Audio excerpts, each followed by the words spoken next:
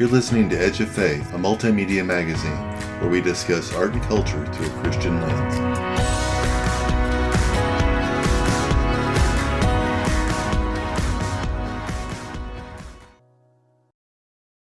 So Matthew, thank you so much for taking the time to talk with us today about your new book, Inklings on Philosophy and Worldview, a new way of learning about our connections to truth and reality.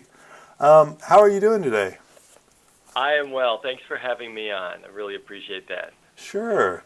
So, Inklings on Philosophy and Worldview is a book to help instruct teens on how, and I would say even adults, on how to have an informed worldview. Perhaps we could start by telling those that may not be familiar who the Inklings were and why you played off that for the title of the book. Yeah, it's a great question. Inklings. The Inklings, hopefully the name C.S. Lewis will ring a bell for some of your audience members, or J.R.R. Tolkien. Maybe not as much Charles Williams, though. He was great. And Lewis and Tolkien were really good friends who were Oxford professors who birthed Narnia and Lord of the Rings and The Hobbit, and Lewis wrote Mere Christianity.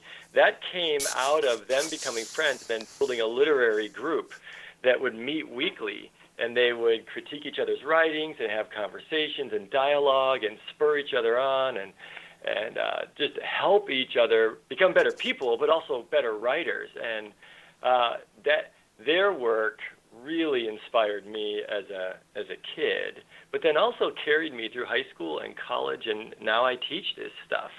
A woman named Diana Pavlak-Glaya wrote a book called The Company They Keep, and she has years and years and years and years of research on that group, and it's a fantastic read talking about the nuances of what helped, like I said, birth these amazing stories.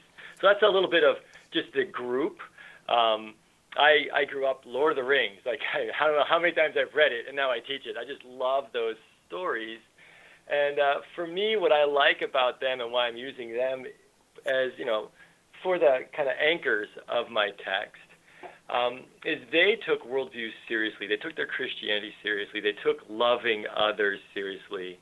And they worked to put that into story form, but also, a book like Mere Christianity that can help anyone learn more in an effective and, I would even say being Oxford professors, helping us to realize that Christianity is not only whimsical and fun and exciting and adventurous and relational, but also it can handle intellectual rigor, which I think we all, on some level, appreciate. So I could keep going, but I think that's kind of just generally the group. If we're not sure what the word inkling means, Tolkien kind of coined it for their group because an inkling is a hunch. You have a hunch that something's true or something's wrong, and you want to pursue that hunch.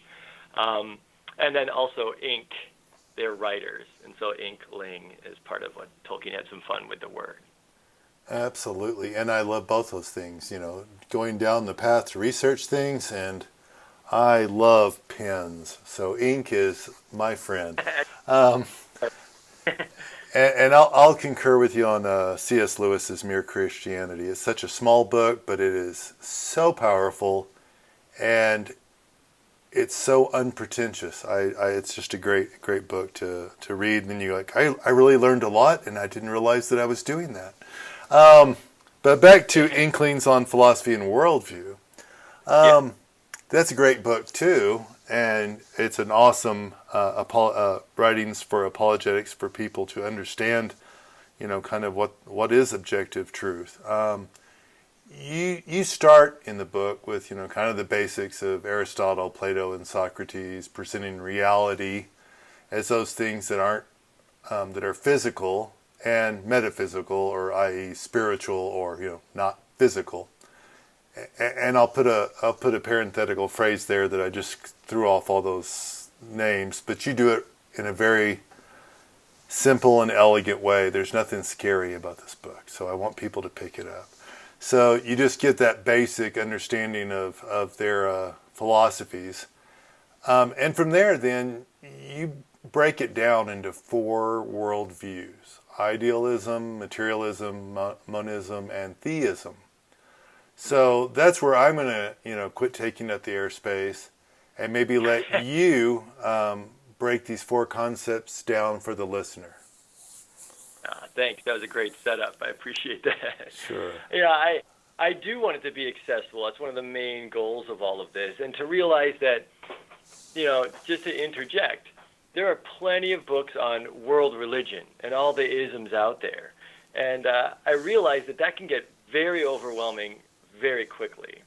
And so one of the things that I was trying to do was to make it more accessible and simpler for teenagers or anyone, like you said, to get this really valuable and important information, but also how to navigate relationships in our global culture now.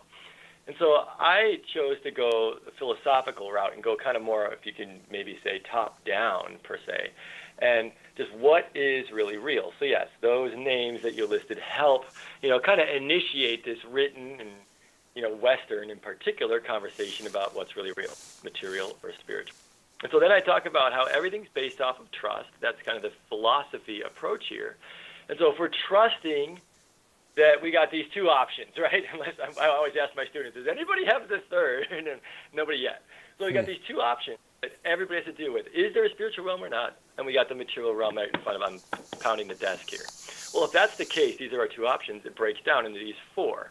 And so an idealist is someone who's going to come off of only the spiritual realm is really real. That's it.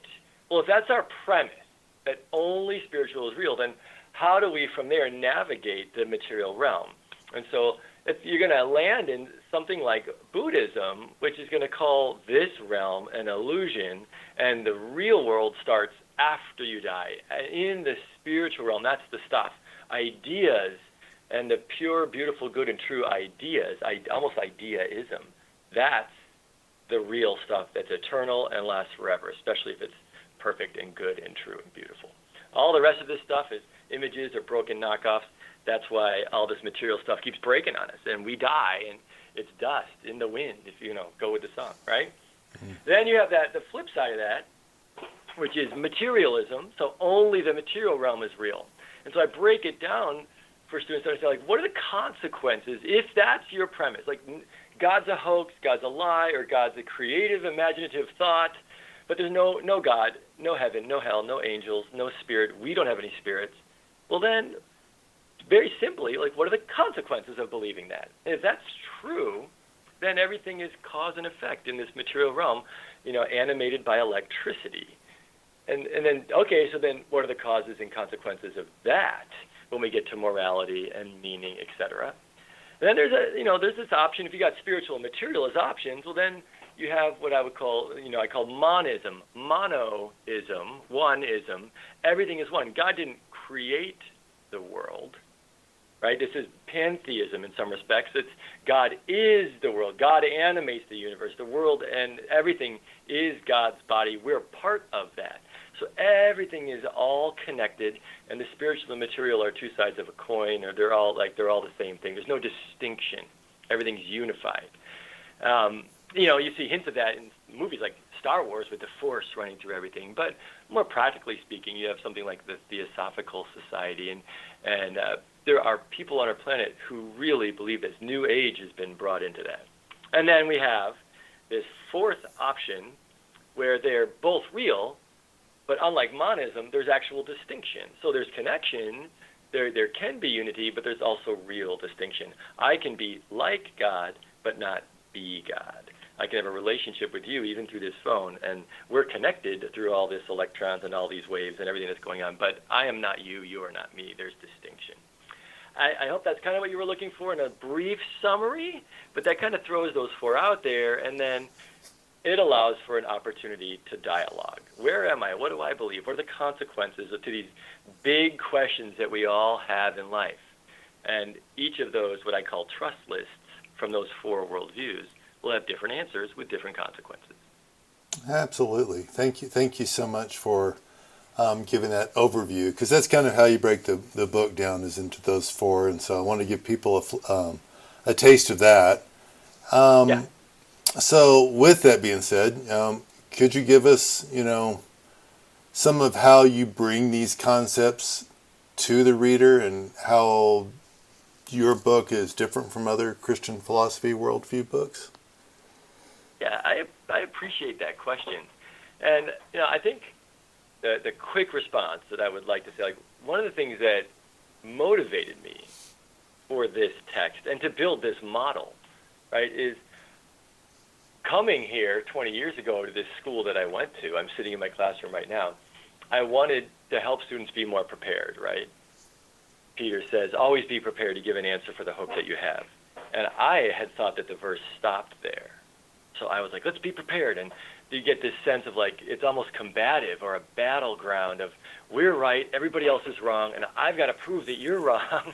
And then I'm going to show you the world that I'm right, and now you're all going to believe me, and then, now you're going to be a Christian. And Jesus said that they'll know we are Christians by our love. And he never told us to go, win arguments. Now, Paul does say to be prepared, right? But to go back to that verse, always be prepared to give an answer for the hope that you have, but do this with gentleness and respect. I think that's, to me, I hope people walk away or put the book down or go through my class, and that's one of the most important things that they're going to leave with, is that this is a model of approaching worldview and our global conversation about God and truth and reality in a loving and an honoring way. And I give the tool for that. There's a way to do that by calling out the truth in other worldviews, and then also talking about the consequences, what happens when you separate Christ out. So that's, to me, one of the most important pieces of this. I think another piece of this is that it's not just about worldview. Having just a correct view of the world, having a Christ-centered biblical worldview is important, and I would say essential for our journey. But at some point, if we don't get past that into a relationship with the truth, right, then we're missing maybe the whole point. I don't want this just to be philosophy just to do philosophy. I want it to be practical and conversational and applicable in our relationships with our friends and neighbors. But also, I don't want it to stop at just studying about Jesus. I want this to launch us into a relationship with the truth. Pilate asks, what is truth? Mary Magdalene hugs the truth. And I want to be able to, I think a healthy worldview gets us beyond the information and the arguments and the discussions and the trust lists and the questions and the answers. If we get a healthy picture of who Christ is, then we can really dive into a relationship with love, with the God of love. So those are a couple things. I like to, just to take one more step on this, another thing that makes it unique is I really want to be honest and respectful, and I want to honor all the worldviews. I'll give an example of this. A student, every year I get one or two students who comes up to me at the beginning of the year. I'm at a Christian school, and they kind of sneak up on the side. Hey, Michael, I just want you to know, I'm an atheist. And I think they're kind of giving me the heads up, and just so you're aware, in this Christian school and in this class. And I'm like, hey, you know what? You're an atheist. Yeah, I will help you be the best atheist you can be. Like, my job is not here to stiff arm you into being a Christian or to manipulate you or coerce you into that. Jesus never did that. He invited people into what he was offering as the best way to live and the fullness of life and into a relationship of love. So I don't want to, in my book, I don't want to create straw men. I've worked really hard to do this with authenticity and honor. And this is atheism, and I've had atheists, and I've had Buddhists, and I've had Hindus, and I went to the Theosophical Society that's a couple miles away from here, and I've had this vetted for 20 years to make sure that anybody who picks this up can read it with dignity. They will feel honored, whatever worldview they have, but they'll also be invited into this bigger picture of who Christ is. Those are kind of the three big things that I hope people feel as a difference. I like stories, I like metaphors, and I like it to be conversational. It's a little bit of flair and the flavor. Yeah, I like the concept that you add, that bit of love in there. And I think you do present that through the book. It's really easy when you're discussing philosophy and worldview to get a little heady. And, like, let's say the Socratic method, for instance. Well, Socrates was truly a genius, and he proved that over and over, but I doubt that he won a lot of friends or influenced people by asking them questions until they finally realized they did not know what they were talking about. That's not a popular methodology, so I like the apologetic of a Christian showing the things that are objective truths, but doing it with love and honor. That's awesome. Nancy, go ahead. I'm sorry. No, that's great. I was just going to say, I think we're coming close to the end, so if you had any final thoughts you'd like to share with us. Well, yeah, I was just going to say, Philip Yancey talked about G.K. Chesterton in one of his books, saying that he was the prophet of mirth. Like Philip Chesterton could, help in an argument or a debate show that Christ and the Christian way is intellectually so sound, rock solid, and help the, show that the other person where the gaps were, right? But he would do that, unlike who you were just talking about, right? Method. He would do it with joy. He would kind of laugh with this person through it. He was kind and loving, and then would take the person out to eat afterwards, and share a meal with them. And it was relational and even just basically kind. I think that's one of the things I would love for people to take away from this, right, is that, if we think of philosophy and this book being really powerful, education is really powerful. I tell my students I want them to be more powerful in this. The Holy Spirit is in us, guiding us and empowering us to build God's kingdom. And so when we look at superheroes, or we look at our favorite, mythology and these movies like Lord of the Rings or Narnia, or like even a Harry Potter or any of these Avenger movies, Star Wars, the villains are really powerful and often incredibly smart and intelligent. And the heroes are really powerful and smart and intelligent.